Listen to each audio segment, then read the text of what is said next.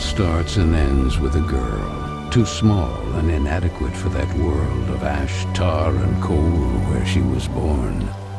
When her mother died suddenly, the little girl, with only the company of a stuffed friend she would soon forget, found herself all alone on an icy bench, waiting for the carriage that would take her to the austere Bunny Hall.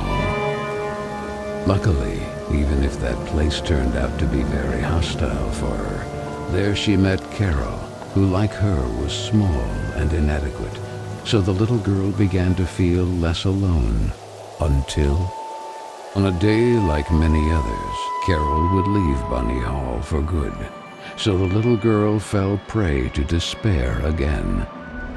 After all, in a world made of ash, tar, and coal, furiously ticking away like a crazed clock, what can a little girl do all by herself?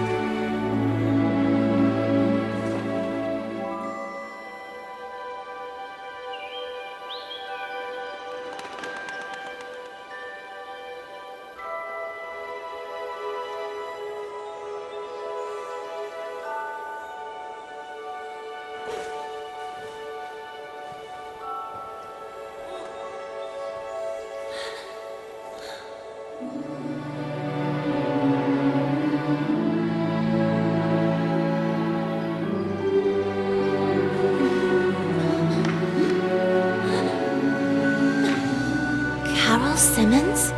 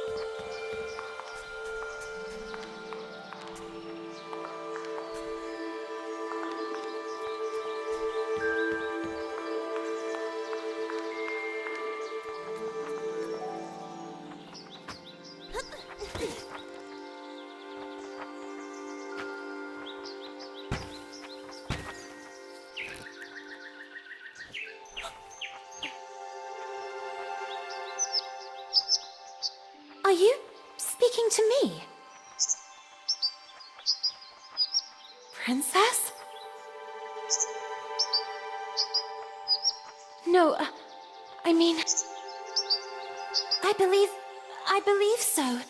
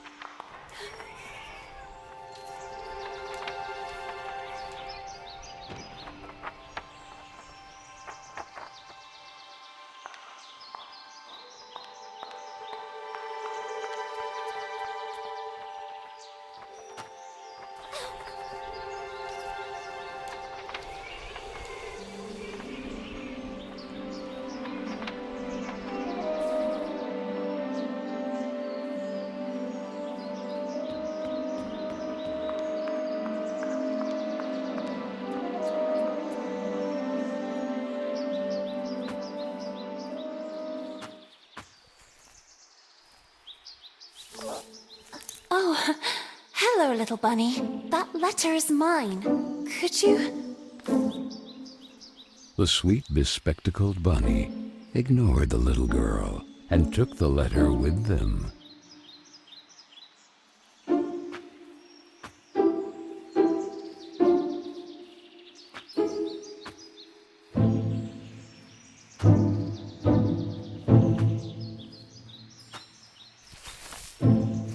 I beg you, would you be so kind as to give it back to me? The little girl began to get impatient.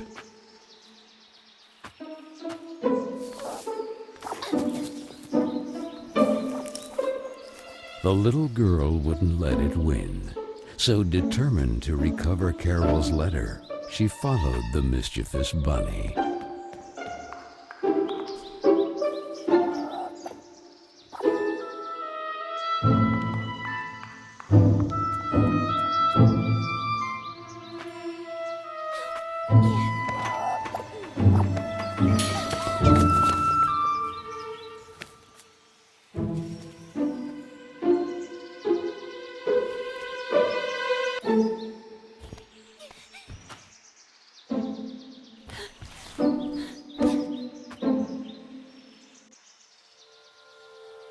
What place is this?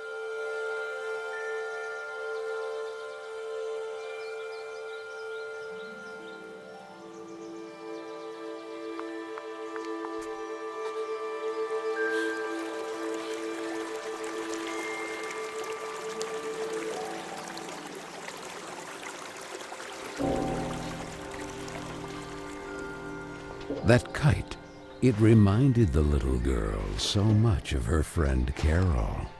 So free and graceful, yet tormented, as if by adverse currents, by the other girls at Bunny Hall. Oh, and who would you be? Have you perhaps seen a bespectacled bunny? Even the owl ignored her question and just stood there, staring at her, with those eyes, red like blood. But the little girl had no time to waste. She had to track down the bunny, and so she began to follow in its tracks.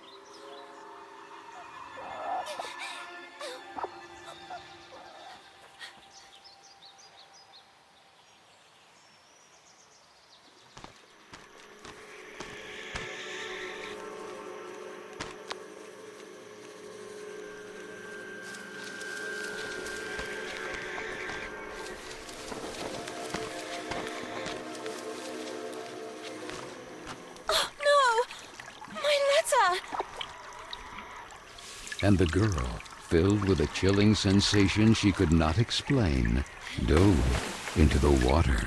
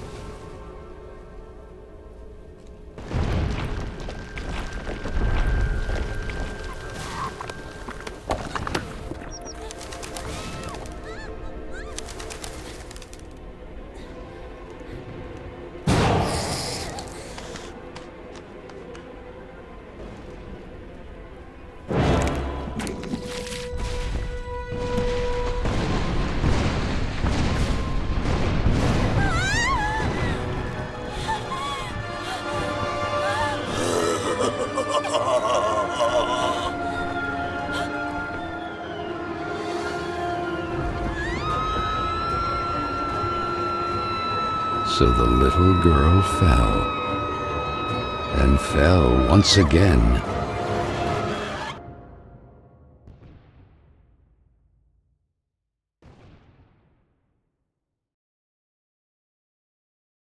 And while the man with the tar hat stood grinning, her thoughts drifted to that mysterious figure in the window of Bunny Hall, who silently stood watching her as she was swallowed up in her abyss.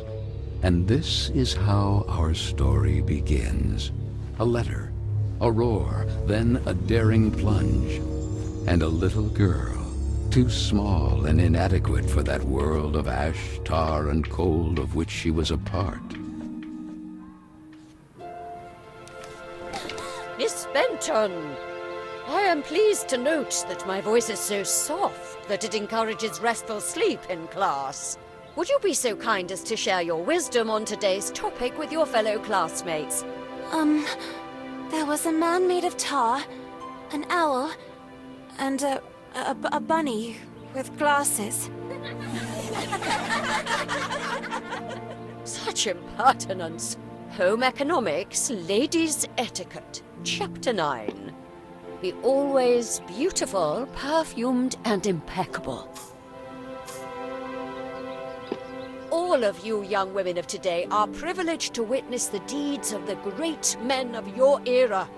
The grand discoveries, the phenomenon of industrialization, progress. Soon you will be wives and then mothers of great men who will go down in history. And you, Miss Benton, make fun of it. This establishment, too, if events continue to transpire as hoped, will undergo important developments, and you will be the first to benefit from them. Why, ladies? A portion of Bunny Hall was conceded to a corporate collective in order to form a small branch, thereby taking advantage of the area's greatest resource, rabbits. This will not only bring new luster to the estate in this region, but also new jobs. Very good, Miss Vicky Trout. At the very least, Lana has grasped the rabbit matter. In this regard, our dear Frank reminds us that it is strictly forbidden to venture beyond the walls of the park. The disinfestation work will resume tonight after the strong winds of recent weeks. Remember, not to be overwhelmed by the explosions. It's all perfectly normal. The soil is blasted with charges and the rabbits forced out of their burrows. Who did it? Lana! Miss Benton!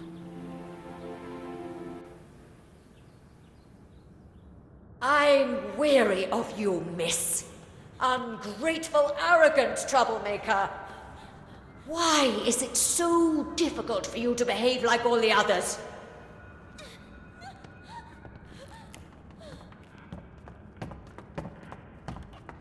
The clock is ticking furiously, and you are a woman now.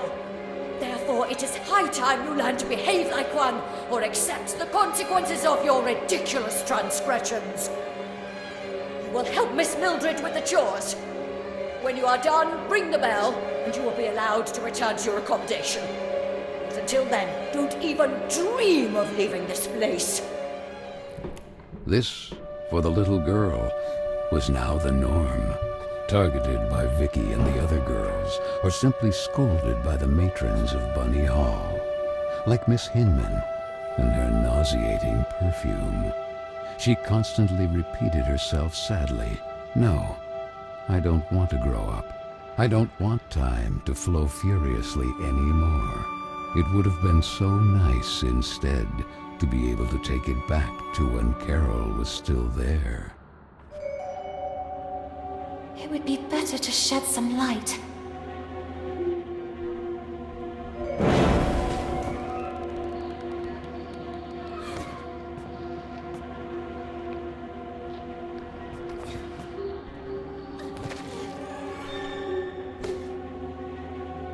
Where the heck did the broom go? Oh, here it is. Better get to work.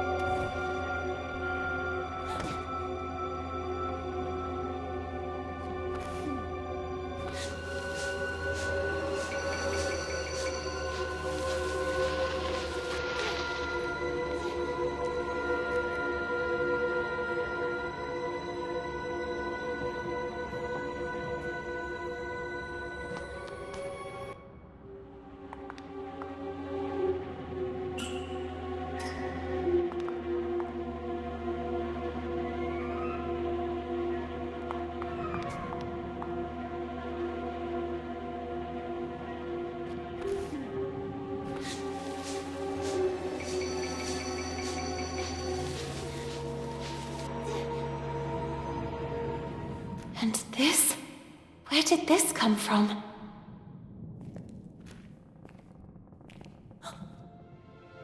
It looks like an old mailbox.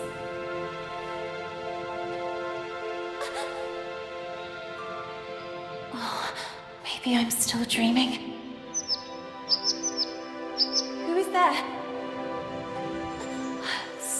really am dreaming. What's this?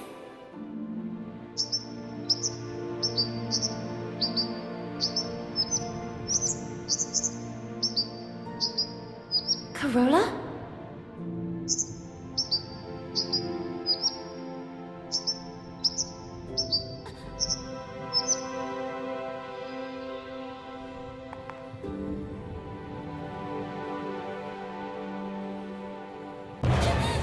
Who are you?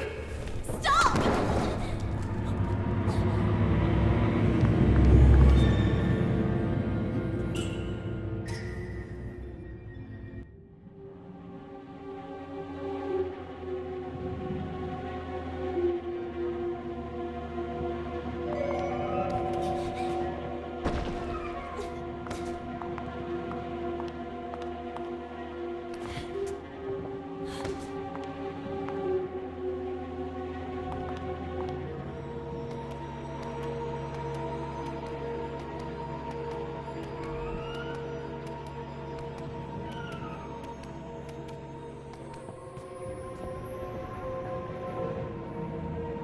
No!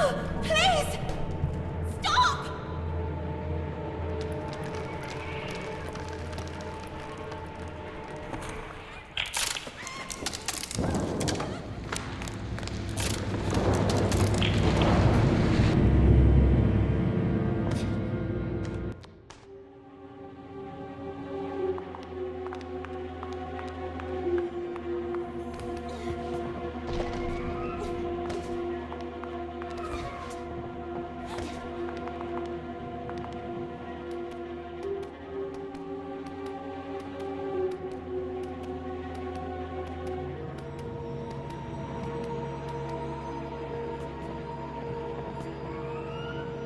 No! Please! Stop!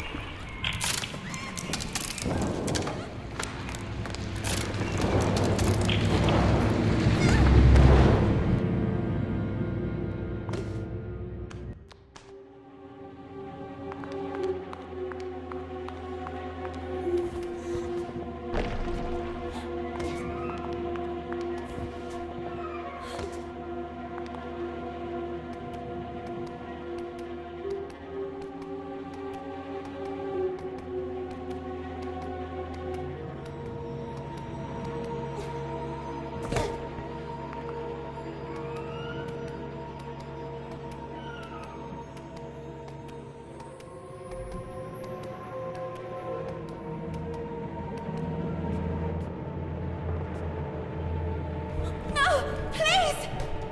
Stop!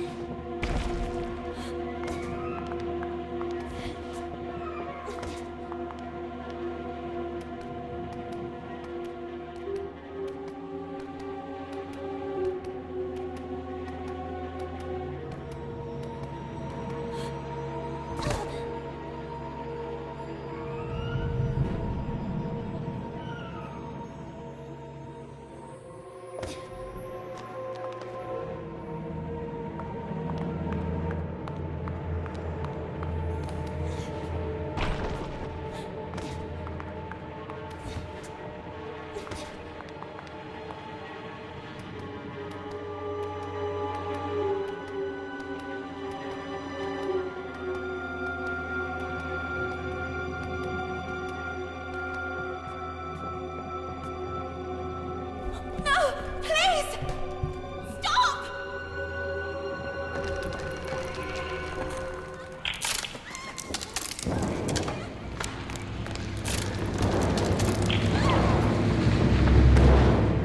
Strange things are happening down here. No! I won't stay here a moment longer!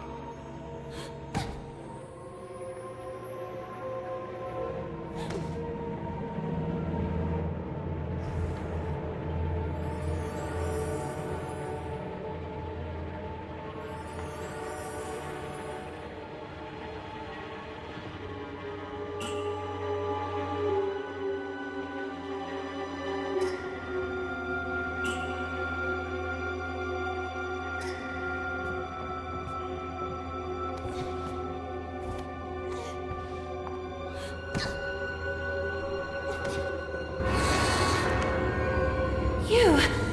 I remember you. But in a dream. Or at least, I think it was a dream.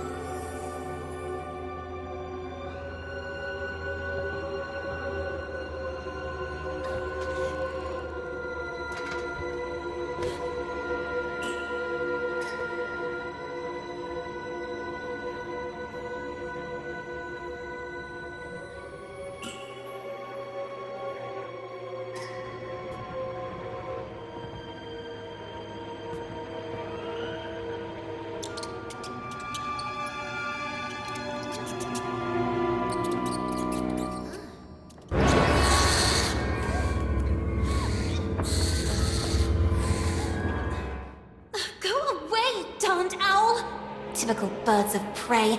They're greedy for mice and other small rodents. I wonder if I can use that to my advantage.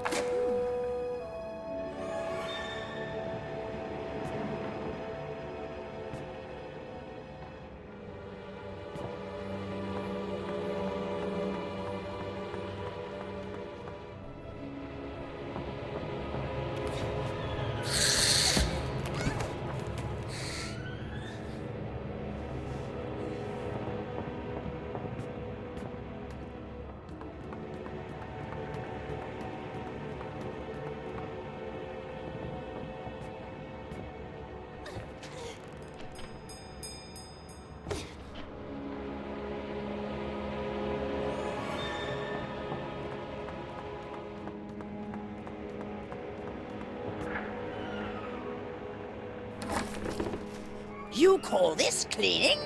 It's a pigsty. Miss Hinman was clear. You will spend the rest of the day here. And speaking of which, here's your lunch, miss. No! Wait! I did everything I could!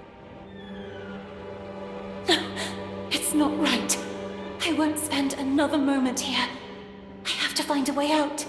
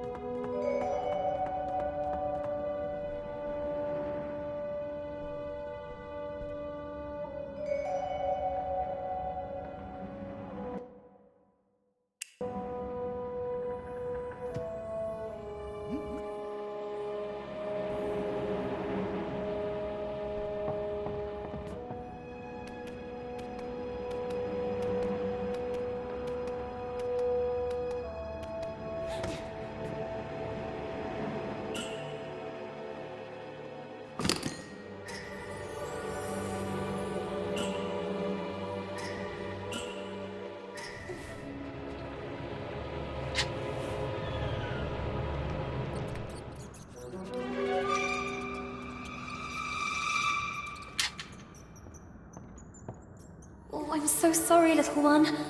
I promise I will let you go. I wonder if I could use it to attract that darn owl.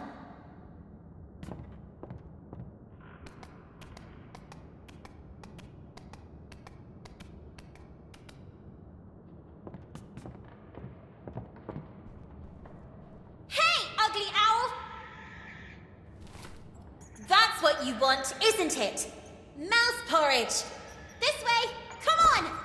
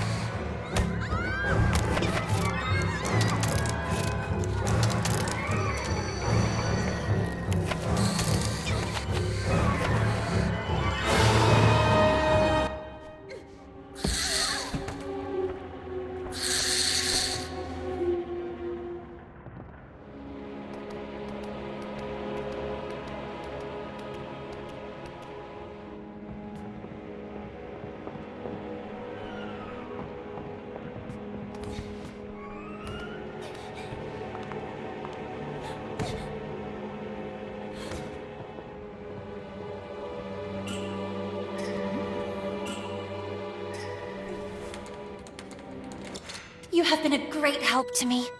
Go. You're free.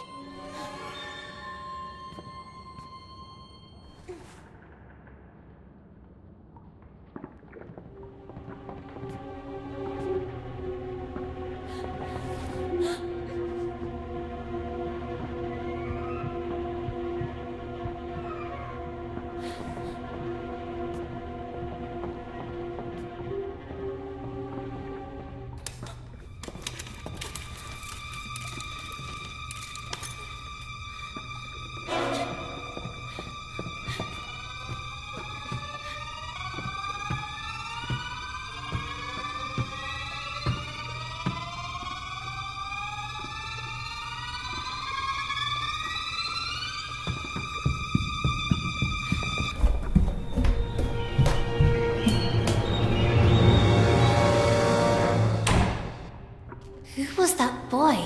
And what was he doing?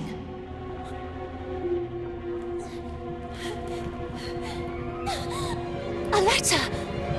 Carole Simmons. It's from Carole. I can read her name. The flames barely touch it. I have to put out the fire before it's too late. The little girl began to wonder if it had been that mysterious boy who threw it into the flames. But why? What was he hiding? And above all, who was he? No! Why did you kill it?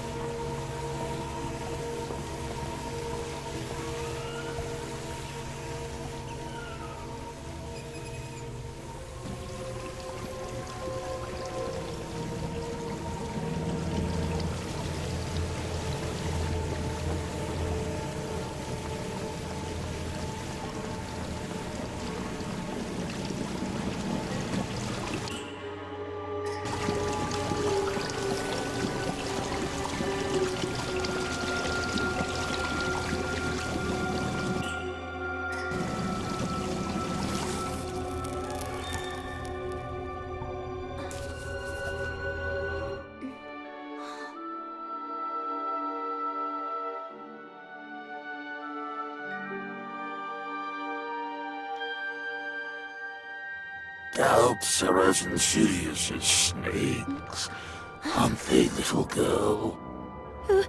Who's there?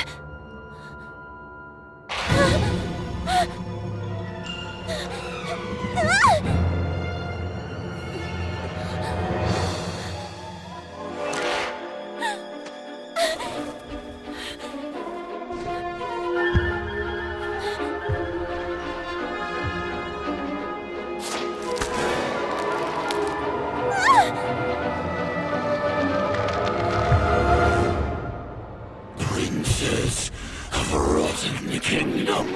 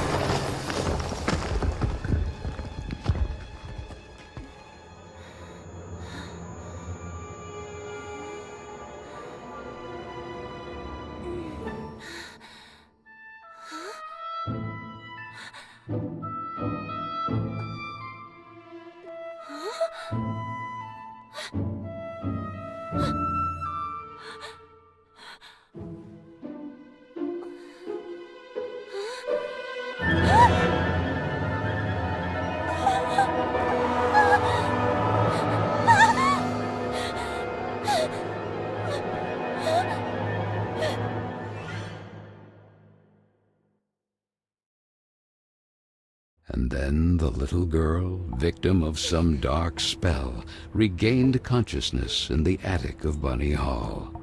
But this time it wasn't just a dream, and she was no longer human. Was it the work of that old man with the tar cylinder hat? Who was he, and why did he mean her such harm? Luckily, that nice gentleman in silver had rescued her. But what did all this have to do with her, and with Carole? Carole Simmons and that letter set on fire. Had she really run away? Then she looked around and remembered that place, the attic with the kitchen.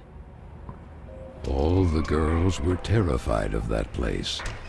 But this time, Carole wouldn't be with her.